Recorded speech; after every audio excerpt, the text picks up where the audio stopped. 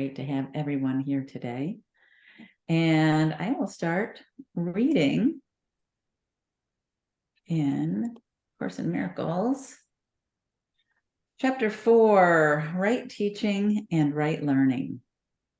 A good teacher clarifies his own ideas and strengthens them by teaching them. Teacher and pupil alike are in the learning process. They're in the same order of learning, and unless they share their lessons, conviction will be lacking. A good teacher must believe in the ideas he teaches, but he must meet another condition. He must believe in the students to whom he offers the ideas. Many stand guard over their ideas because they want to protect their thought systems as they are, and learning means change. Change is always fearful to the separated because they cannot conceive of it as a move towards healing the separation. They always perceive it as a move toward further separation because the separation was their first experience of change. You believe that if you allow no change to enter into your ego, you will find peace. This profound confusion is possible only if you maintain that the same thought system can stand on two foundations. Nothing can reach spirit from the ego, and nothing can reach the ego from spirit. Spirit can neither strengthen the ego nor reduce the conflict within it. The ego is a contradiction. Yourself and God's self are in opposition. They're opposed in source, in direction, and in outcome. They're fundamentally irreconcilable because spirit cannot perceive and the ego cannot know. They are therefore not in communication and can never be in communication. Nevertheless, the ego can learn, even though its maker can be misguided. He cannot, however, make the totally lifeless out of the life given. Spirit need not be taught, but the ego must be.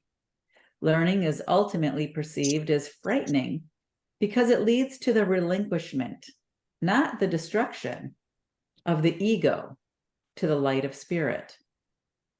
This is the change the ego must fear, because it does not share my charity. My lesson was like yours, and because I learned it, I can teach it. I will never attack your ego, but I am trying to teach you how its thought system arose. When I remind you of your true creation, your ego cannot but respond with fear. Teaching and learning are your greatest strengths now because they enable you to change your mind and help others to change theirs. Refusing to change your mind will not prove that the separation has not occurred. The dreamer who doubts the reality of his dream while he is still dreaming is not really healing his split mind.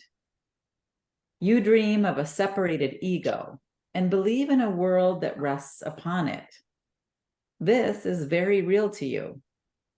You cannot undo it by not changing your mind about it. If you are willing to renounce the role of guardian of your thought system and open it to me, I will correct it.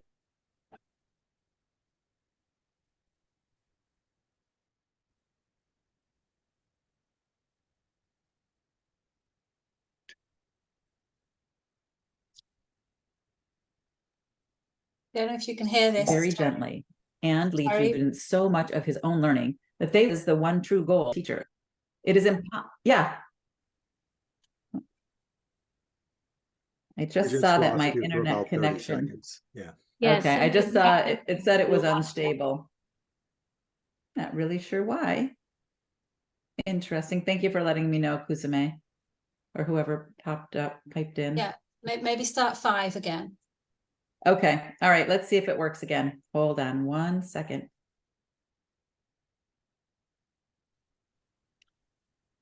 All right. Where I have every good teacher. All right. Every good teacher hopes to give his students so much of his own learning that they will one day no longer need him. This is the one true goal of the teacher. It is impossible to convince the ego of this because it goes against all of its own laws. But remember that laws are set up to protect the continuity of the system in which the lawmaker believes. It is natural for the ego to try to protect itself once you have made it. But it is not natural for you to want to obey its laws unless you believe them. The ego cannot make this choice because of the nature of its origin. You can because of the nature of yours. Ego can clash in any situation, but spirit cannot clash at all. If you perceive a teacher as merely a larger ego, you will be afraid, because to enlarge an ego would be to increase anxiety about separation. I will teach you and live with you if you will think with me. But my goal will always be to absolve you finally from the need for a teacher. This is the opposite of the ego-oriented teacher's goal. He is concerned with the effect of his ego on other egos, and therefore interprets their interaction as a means of ego preservation. I would not be able to devote myself to teaching if I believed this, and you will not be a devoted teacher as long as you believe it. I am constantly being perceived as a teacher, either to be exalted or rejected, but I do not accept either perception for myself. Your worth is not established by teaching or learning. Your worth is established by God. As long as you dispute this, everything you do will be fearful, particularly any situation that lends itself to the belief in superiority and inferiority. Teachers must be patient and repeat their lessons until they are learned. I am willing to do this because I have no right to set your learning limits for you. Again, nothing you do or think or wish or make is necessary to establish your worth. This point is not debatable, except in delusions. Your ego is never at stake because God did not create it. Your spirit is never at stake because he did. Any confusion on this point is delusional, and no form of devotion is possible as long as this delusion lasts. The ego tries to exploit all situations in forms of praise for itself in order to overcome its doubts. It will remain doubtful as long as you believe in its existence. You who made it cannot trust it, because in your right mind, you realize it is not real. The only sane solution is not to try to change reality, which is indeed a fearful attempt, but to accept it as it is. You are part of reality, which stands unchanged beyond the reach of your ego, but within easy reach of your spirit. When you are afraid, be still and know that God is real, and you are his beloved Son, in whom he is well pleased. Do not let your ego dispute this, because the ego cannot know what is as far beyond its reach as you are.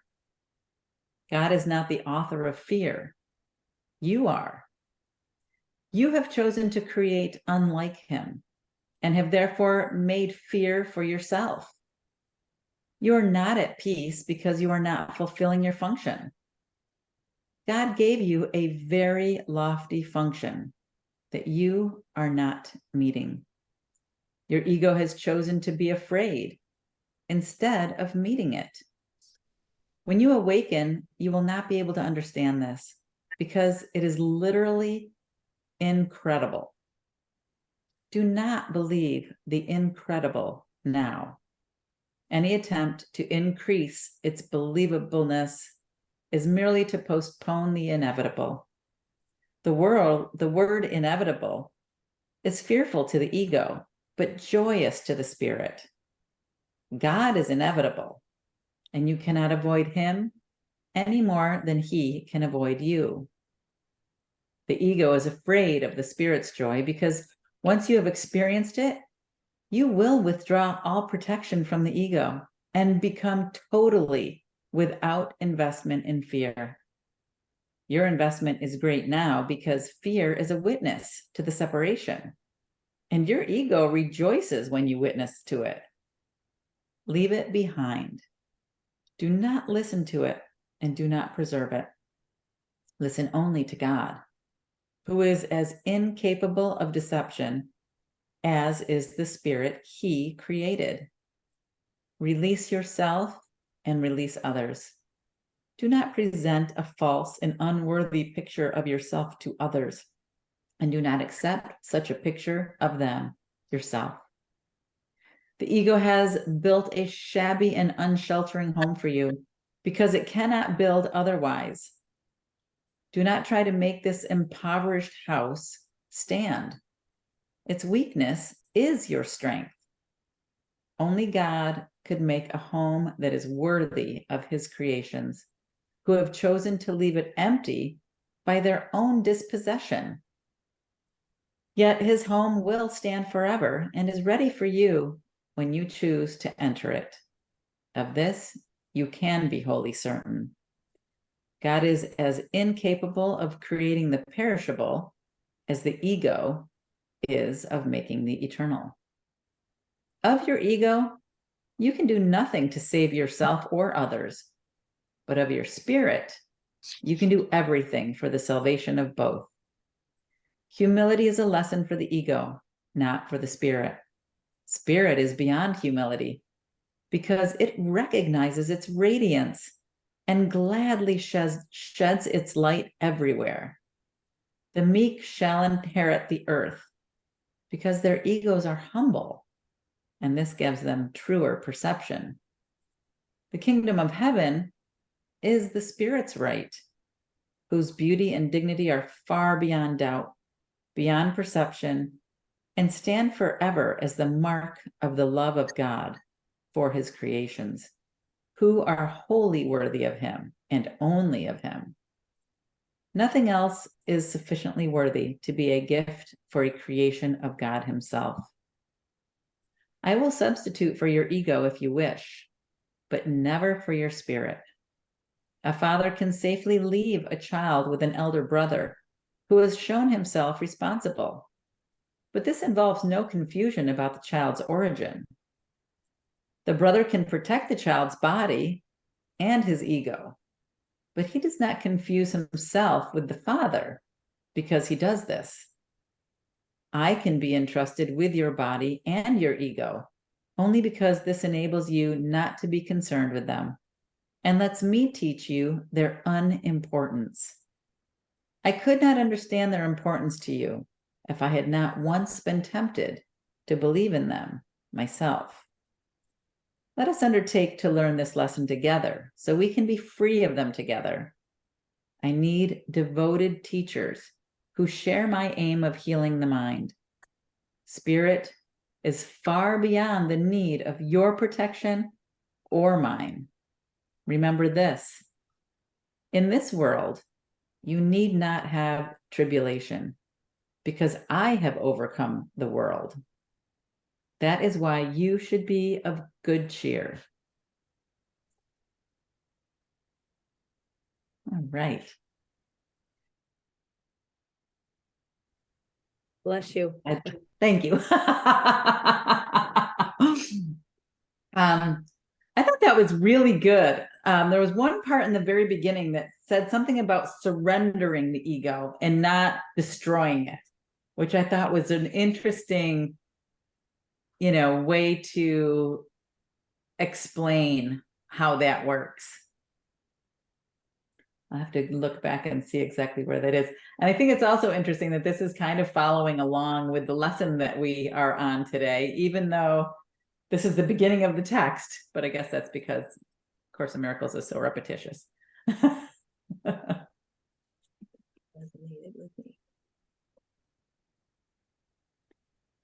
Anybody have any comments or thoughts about this?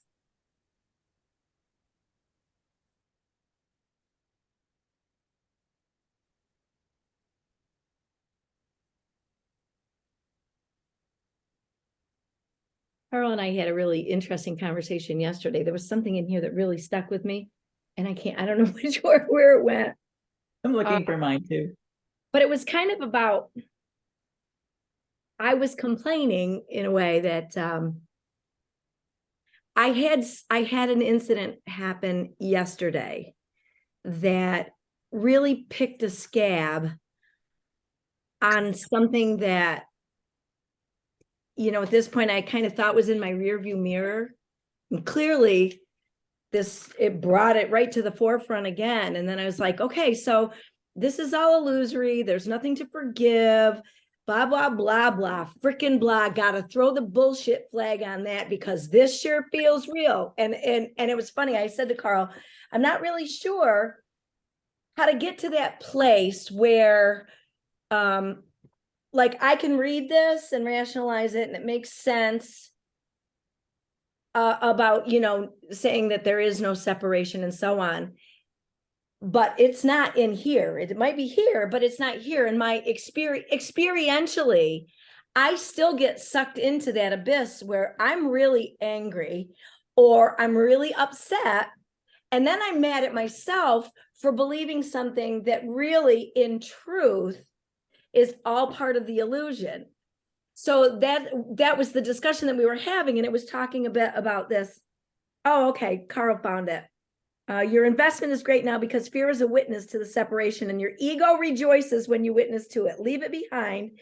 Do not listen to it and do not preserve it. Release yourself from release others. Do not present a false and unworthy picture. Oh, that was of yourself. Anyway, you guys get the gist of what I'm saying, but I'm still in that gotta throw the bullshit flag mode because I really felt that yesterday, and clearly getting all worked up again, just saying it out loud because my ego really is talking loudly. So can I say, Alicia, that you're still pushing away something and pushing away something in the outside world instead of really being centered in that place? So every time you're pushing away, you're then aware that it could come back, and therefore your defenses are up, and then that causes all the other consternation. It's the ability to really have peace with it. But what it's showing you, if you will allow some of the gratitude to come in, is that you still have a few things to look at your beliefs because you're still attached to them. They still control you. So it's an instruction, shall we say, to that you don't quite have the whole lesson. You haven't completely changed your beliefs around it. And it just gives you the opportunity to listen to what's going on for you when the anger and everything comes up and see where that's coming from. And then you can,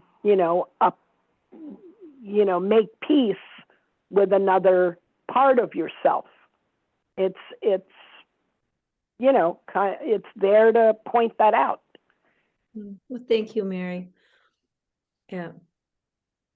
And I think sometimes when we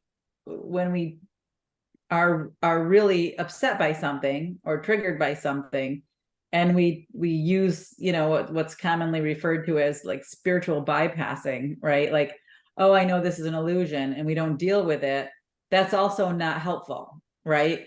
I know. It's almost like you have to look at it.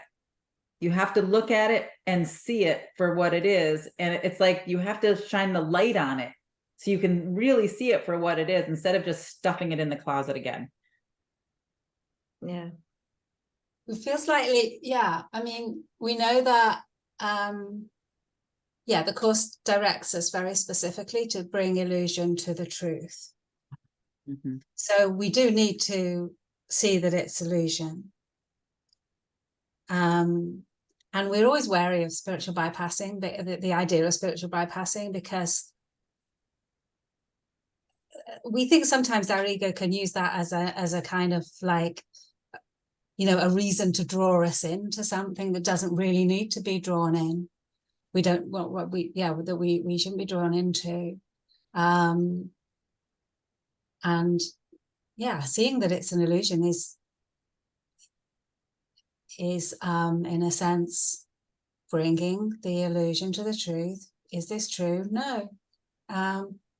Yeah, but we guess for us it's like if something recurs, then we need to deal with it more. So if something keeps happening, then simply forgiving it or whatever doesn't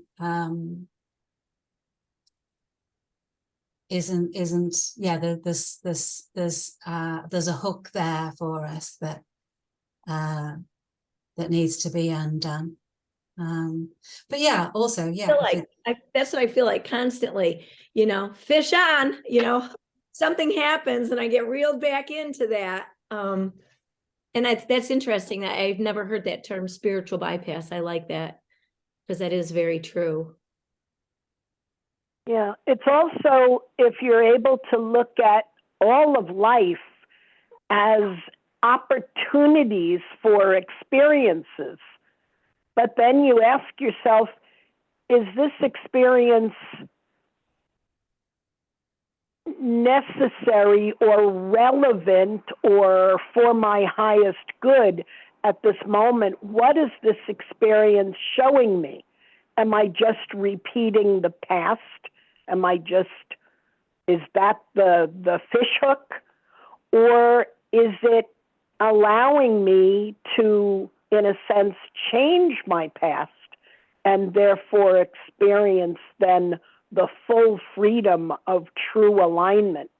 So I kind of, we push against so hard that word illusion that I've kind of grown to not like the word because we don't see the value in the illusion, and then it's so confusing that then we think we're failures because we don't believe this concept that's pretty hard to believe, that we live in a world that's basically an illusion.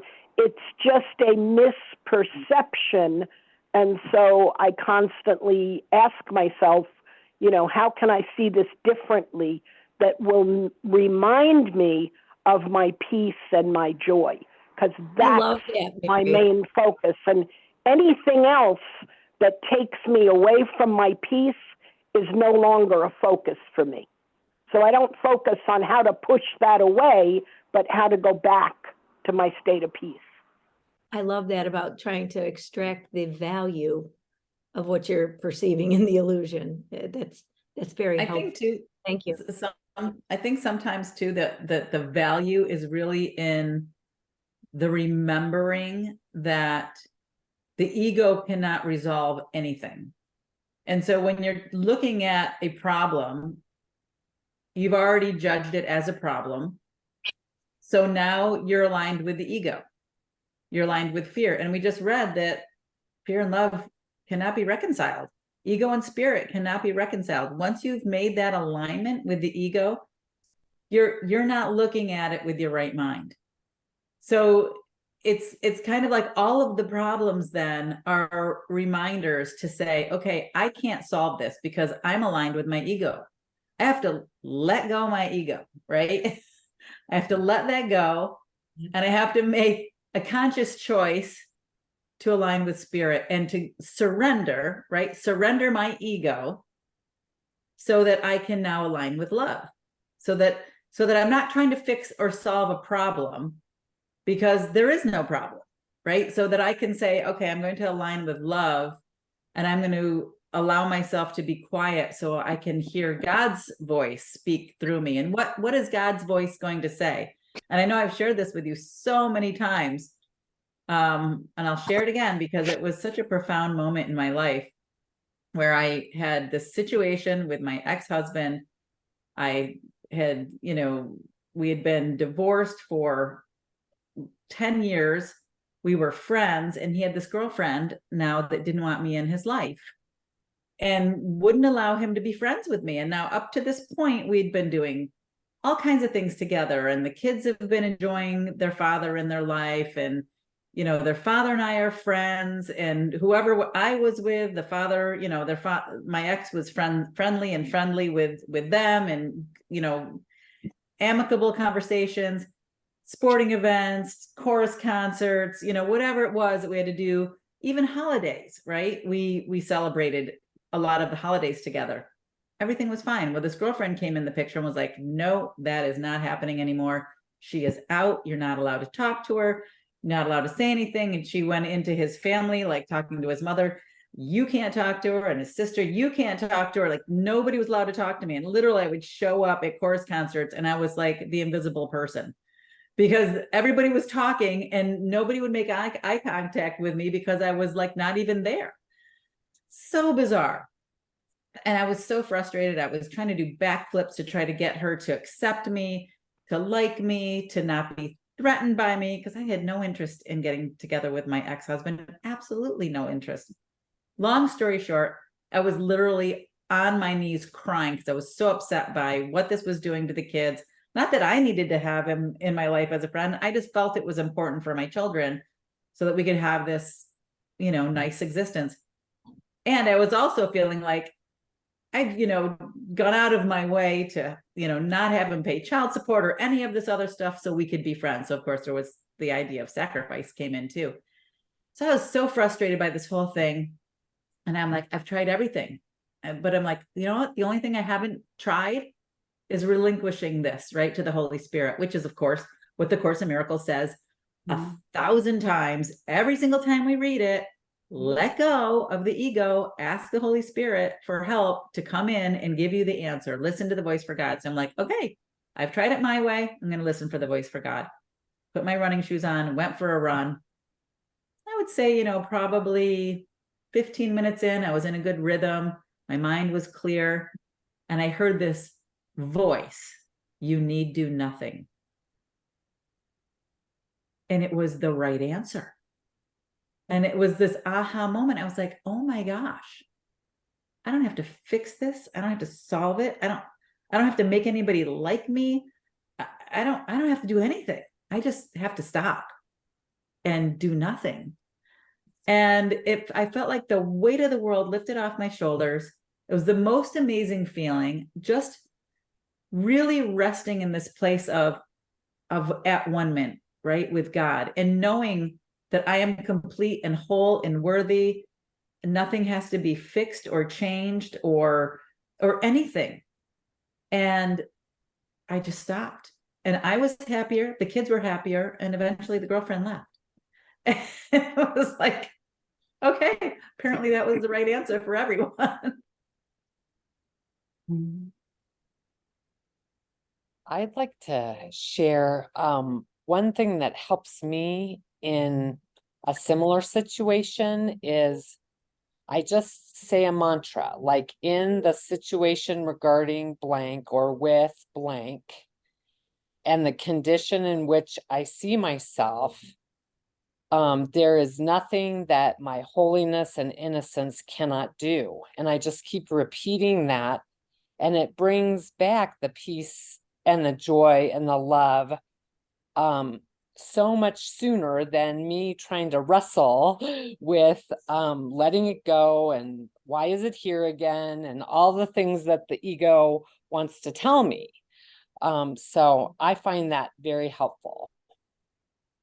That's a great share, Julia. Thank you so much. Would you mind putting that in the chat, your mantra? Because I think that's really powerful.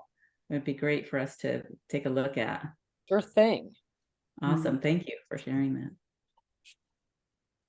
We Any do. other? Well, yeah, we just I mean, relating to what we're saying, really, that the beginning of 6, the simple line, which again is a concept that is repeated throughout the course. Egos can clash in any situation, but spirit cannot clash at all, and that we find really useful. If we're annoyed, if we're upset, if we're thinking about how somebody else should be different, if we are wondering how we can correct this person in a gentle way, you know, even like in a loving way, then yeah, that reminder, oh, hang on a minute, this is the ego.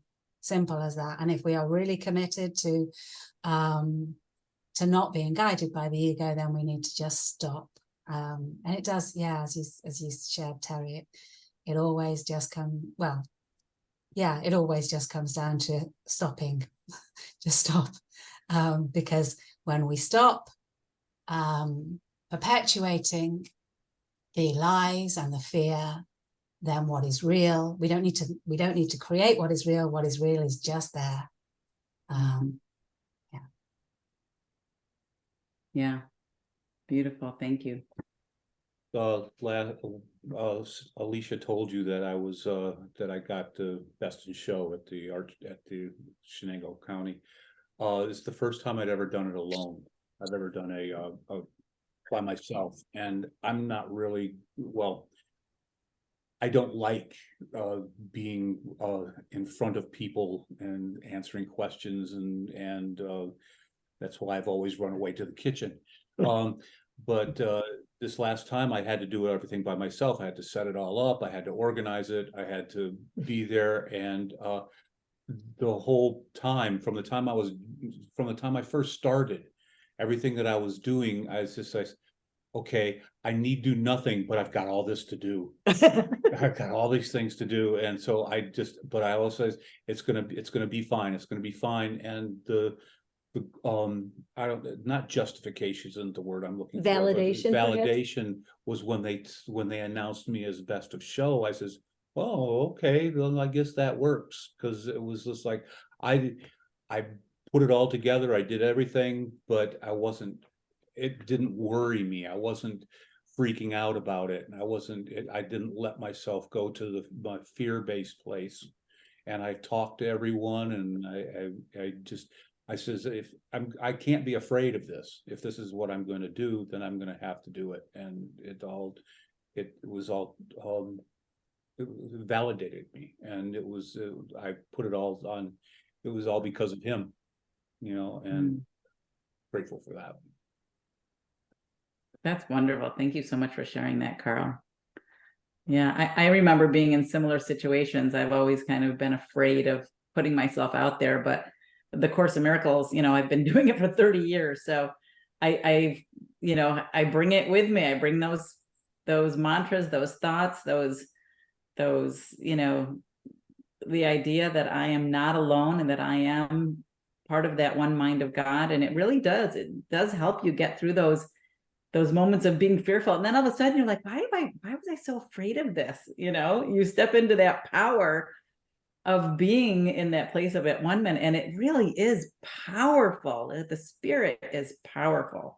And it's amazing when you step into that. All the time I was dealing with the people, I used to be scared of just even having a conversation, but I just felt so much joy talking to people. And that's not me. That's not who I've been, Right. And it was amazing. Carl's never been terribly people-y. But that's great, right? I mean, how amazing. Awesome. So you were just talking about that experience that we just read about the teacher, right? So you were the teacher and with the student, and you were accepting that the student wanted to learn, right? So the joy that you were connecting yourself with, you were sharing with everyone who was there, which is so powerful. Agreed. And your artwork is just the medium, not just, I mean, your artwork is beautiful, but it's the attractor, right? It's the medium by which people want to come and find out more about you. And that whole experience, I think, for him, which allowed him to step outside of this comfort zone, as you keep coming back to the word empowering, I think that, you know, I mean, I don't want to speak for you, but moving forward, that's, again, everything unfolds in its perfection. And that was his lesson to learn, because I was in Vegas and I usually do help him with these shows like that, and, or at least Colorscape. And so, you know, Yeah. it was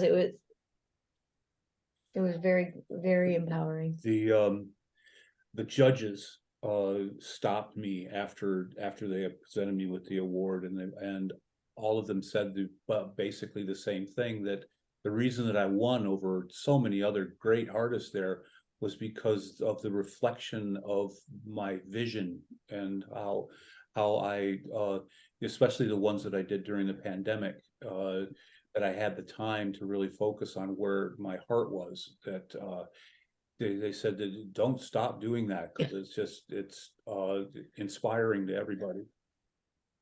That's amazing, Carl. And you know, I just got this idea, this thought that if you're in that place of sharing, you might want to make a little video and just talk about your pieces and talk about how it was of reflection, and share your heart and your soul with people so they can see it in your artwork and understand where it comes from. I bet you people would love to just feel that from you.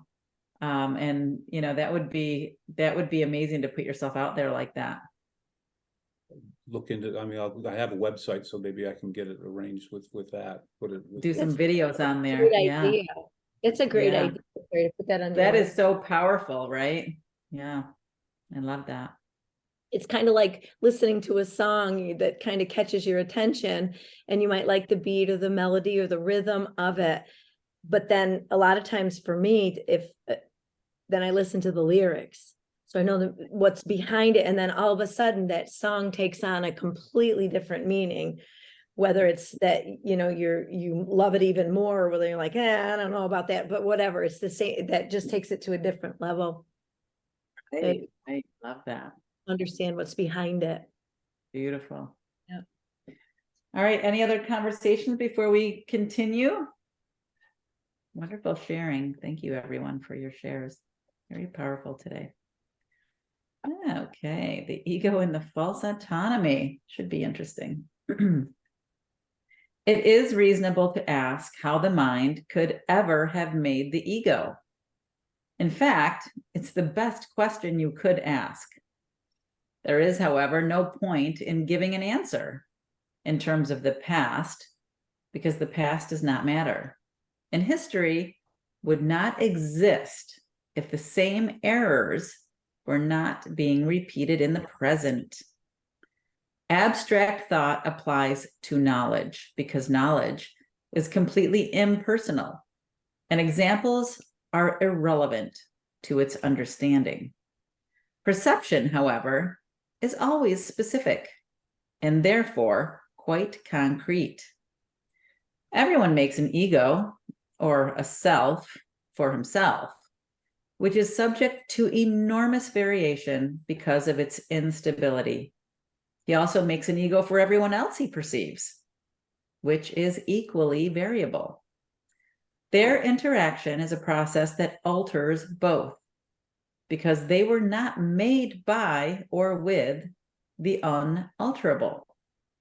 It is important to realize that this alteration can and does occur as readily when the interaction takes place in the mind as when it involves physical proximity. Thinking about another ego is as effective in changing relative perception as is physical interaction. There could be no better example that the ego is only an idea and not a fact. Your own state of mind is a good example of how the ego was made. When you threw knowledge away, it is as if you never had it. This is so apparent that one need only recognize it to see that it does happen.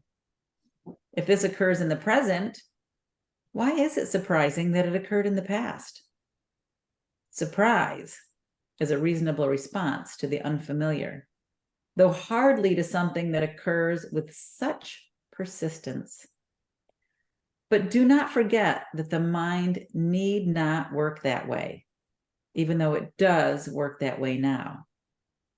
Think of the love of animals for their offspring, and the need they feel to protect them. That is because they regard them as part of themselves. No one dismisses something he considers part of himself. You react to your ego much as God does to his creations, with love, protection, and charity. Your reactions to the self you made are not surprising. In fact, they resemble in many ways how you will one day react to your real creations, which are as timeless as you are. The question is not how you respond to the ego, but what you believe you are. Belief is an ego function, and as long as your origin is open to belief, you're regarding it from an ego viewpoint. When teaching is no longer necessary, you will merely know God. Belief that there is another way of perceiving is the loftiest idea of which ego thinking is capable. That is because it contains a hint of recognition that the ego is not the self. Undermining the ego's thought system must be perceived as painful, even though this is anything but true. Babies scream in rage if you take away a knife or scissors, although they may well harm themselves if you do not. In this sense, you are still a baby. You have no sense of real self-preservation and are likely to decide that you need precisely what would hurt you most. Yet whether or not you recognize it now, you have agreed to cooperate in the effort to become both harmless and helpful, attributes that must go together. Your attitudes, even toward this, are necessarily conflicted, because all attitudes are ego-based. This will not last. Be patient a while and remember that the outcome is as certain as God. Only those who have a real and lasting sense of abundance can be truly charitable. This is obvious when you consider what is involved. To the ego, to give anything implies that you will have to do without it.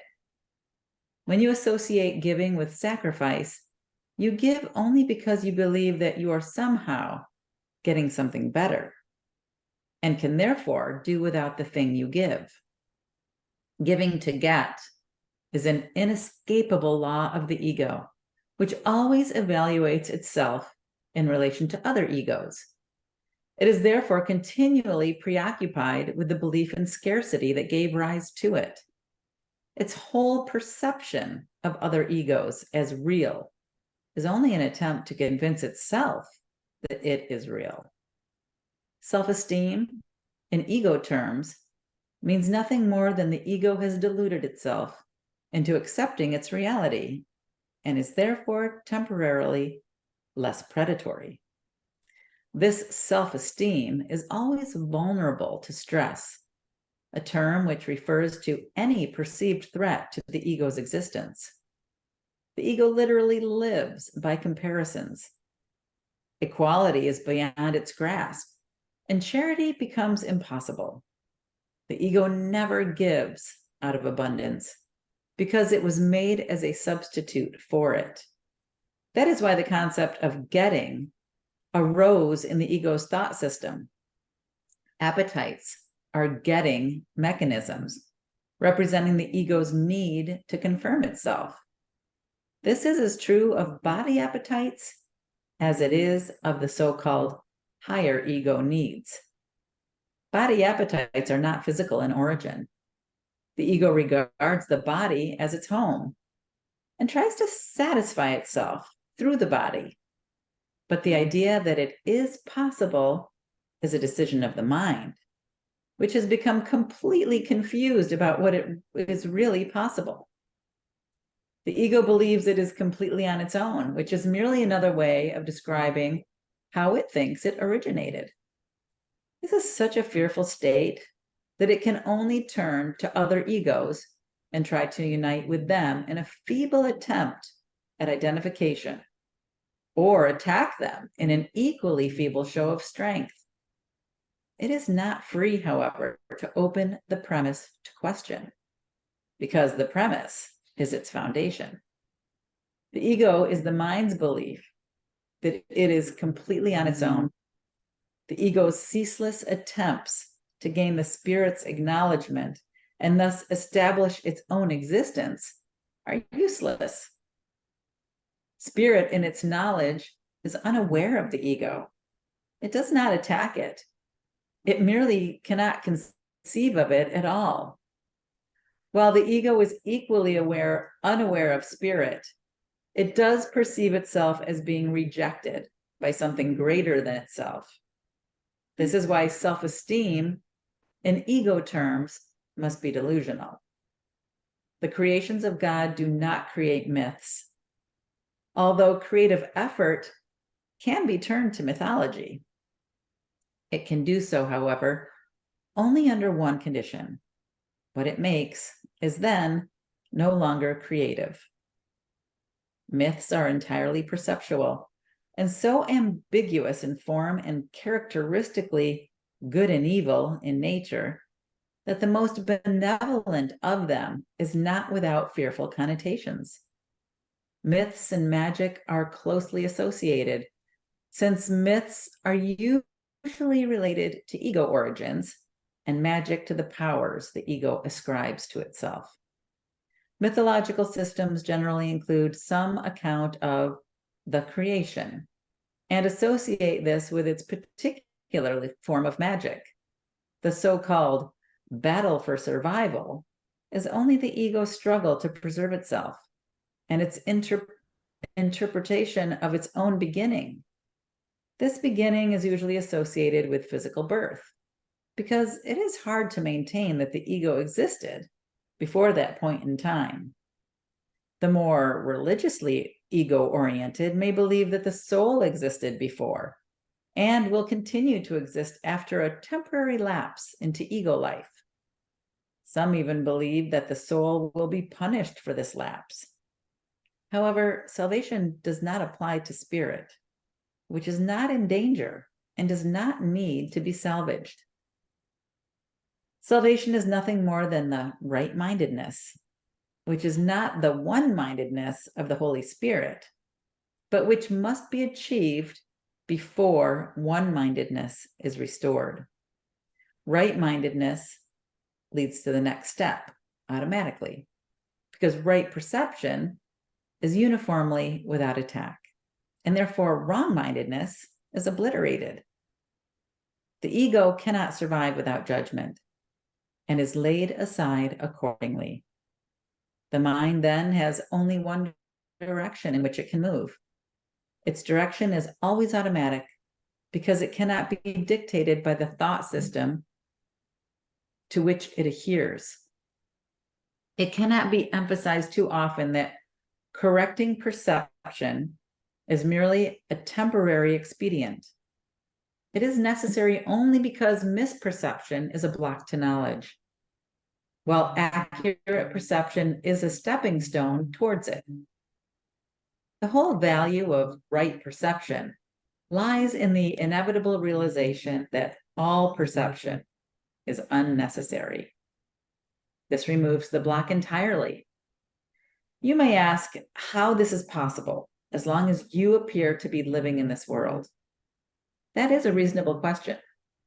You must be careful, however, that you really understand it. Who is the you who are living in this world? Spirit is immortal, and immortality is a constant state.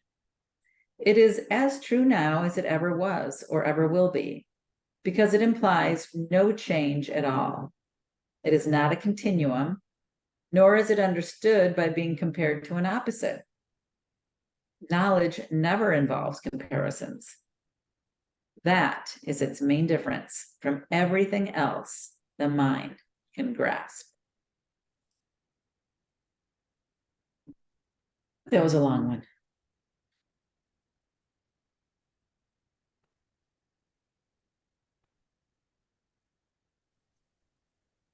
Any thoughts about anything in that section? We would love to hear some perspectives on this, on a few things. Well, it's kind of, as we were going through, it was raising the question, which it then asks itself at the end: who is the you that is living in this world? Who is the course addressing? Spirit, when it talks about how spirit and ego have no communication, spirit is not even aware of the ego. So what is aware of the ego that isn't the ego if it's not spirit? That's, I think, yeah, we'd love to hear some thoughts on that. What is aware of the ego that is not spirit, but also is not the ego? We're thinking. I think the answer to that is the Holy Spirit, right? Because they say the Holy Spirit is the bridge between the mind of God and the separated self. Does that make sense? No. The Holy Spirit. Yes, okay, yeah, we sorry, we understand that